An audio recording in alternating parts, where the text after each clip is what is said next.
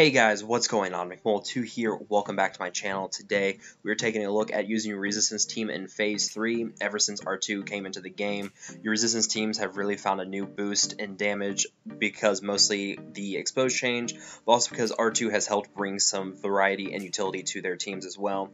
So resistance teams are now doing a really good chunk of damage in Phase 3. You have them doing 2 to 3 million on average. Your better geared teams are doing well above that. This run I did about 2.4 million, so take that in mind as you watch how this team goes. But anyways, let's go ahead and take a look at the mods on the team. We'll discuss what abilities you need to Omega and Zeta, and then we will look at the overall strategy. So first up we have Pote. You can see I'm running a speed set on him. Get as much speed on him as possible. If you can get some nice potency secondaries on him as well, or primaries, that's good, because you want him going fast because of all the taunts that he does, and that potency really builds up with his turn meter reduction on his taunts. And you want to make sure that resistance bravado is in fact actually Omega'd, and then really stand firm. I guess you can Omega for him as well, but that's all you really need. And then Finn, of course, you want full of potency mods as well. You want him to go for speed and potency because of his expose from his special ability, which is the takedown. You want that Omega because it is a guaranteed expose then, barring the potency check. And then hold the line is nice to use because it dispels debuffs from your allies. Then you have R2-D2. He is your main person that you need for this team. You need to stack as much potency on him as possible. As you can see here, he's got 68% there. And what's going to happen is adding in the resistance team with the number crunch Zeta on him, you're going to end up getting a lot of bonus potency. You're going to get about 110% bonus potency there. And his number crunch is going to give 10% of that to your other resistance allies, so 11%. So that's really going to help build up their potency as well. So of course you're going to want smoke screen, and you're going to want the number crunch on him, Omega and Zeta respectively. And then you have resistance pilot, and of course more potency. And you can see I'm doing some crit chance and health on her because she's a little squishy. But really, if you can build up more potency on her, that'd be great. You can see she's already running 90%. So the more potency she gets as well, the better, because of her special ability that will expose. So really, you can see the theme here, lots of potency build up on these guys. So of course, maneuver, they outmaneuver should be Omega, and then her guerrilla tactics, that can get Omega as well, because it gives her more bonus turn meter whenever she critically hits or evades.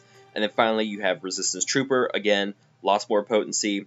Build up some speed on him as well. A lot of speed on him is nice because he already goes fast with the guerrilla tactics, where he gains bonus turn meter whenever someone gets exposed.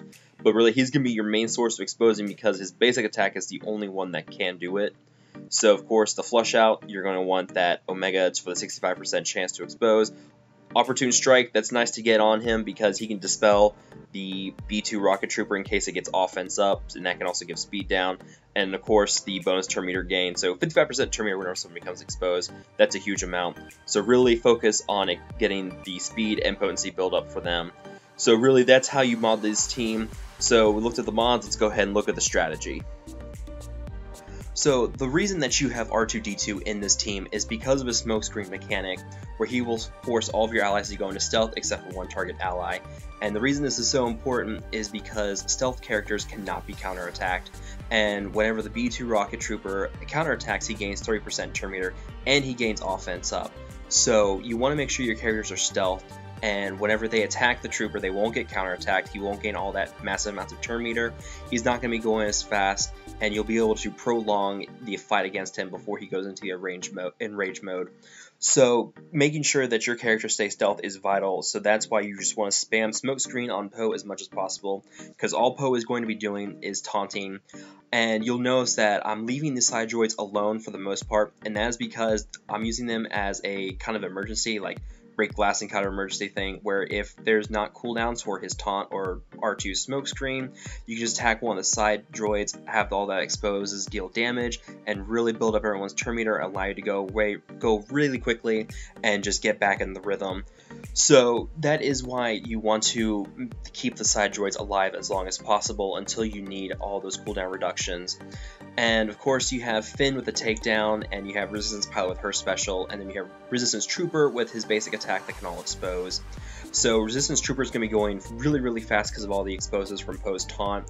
So he's going to be coming out stealth quite often, and it's just a matter of being able to get the smokescreen back up on him in time before he starts moving again. And then if you do have it where he's not going to be stealthed again when he goes to attack, just go ahead and attack one of the side droids, help build up that turn meter, get R2 back in, have that smoke screen spam on Poe, and then just kind of rinse and repeat. It just allows you to get back into the rhythm. So it's a really, really solid, easy rhythm of just exposing with Trooper, Finn, and Pilot specials on the Rocket Trooper, have Poe taunt as much as possible, because also Poe's taunt also reduces turn meter, so combine that with the smoke screen from R2 to avoid counterattacks, really keeps the main boss in control, allows him to maximize the damage on the Rocket Trooper before he hits Enrage. And it should also be noted, when you have your Poe modded, mod him to 25,000 health, because the big tank in the background will do about 24,000 damage on the main target, and because Poe's always taunting, the tank's going to target him. So you need at least 25,000 health, and as soon as he gets hit and he drops down to that sliver of health, use Finn's Hold the Line and start healing Poe back up. He's going to go really quickly because of all the exposes as it is. So he's going to build that health back up really quickly, because it's going to be 20% of his max health regenerated every turn. So you're going to have to spam Hold the Line a couple of times to get Poe fully healed back up. But once he's back up, he's good to go. You can just keep spamming with Finn's takedown, just keep building up the exposes on the Rocket Trooper, keep moving fast. So it's a really easy rhythm. There's a couple of minor hiccups here and there that will happen, like Trooper coming out of stealth, or your cooldowns on Smokescreen aren't back up, or the taunt for Poe. And that's when you target the side droids and get those exposes and the turn reduction and the cooldown reductions. Just get that all built back up and allow your team to keep moving. So that is pretty much the strategy for this team. As you can see, it's really nothing too complicated. It's pretty easy when you get down to it. It's really quite fun, actually, because it's not too crazy intense in terms of strategy. About the same thing as Princess Zodi or the clones and any of the other ones, where you just spam Cody's 212 and just kind of build up the damage. So really, just smoke screens, taunt, and expose, and rinse and repeat. And that is pretty much your strategy for this team. You can see here I used burning just because I had nothing better to do. But yeah, you can see there, Hold the Line, build up that health on Poe, keep things going. And yeah, that's really it. So I'm going to go ahead and stop talking. I'll let you guys keep watching the end of this video to the very end with the damage screen. But let me know what you guys think. As always, feel free to like and share these videos. I'm really trying to help people out with understanding these teams. And as always, feel free to subscribe to my channel for more content in the future. And I will talk to you guys later.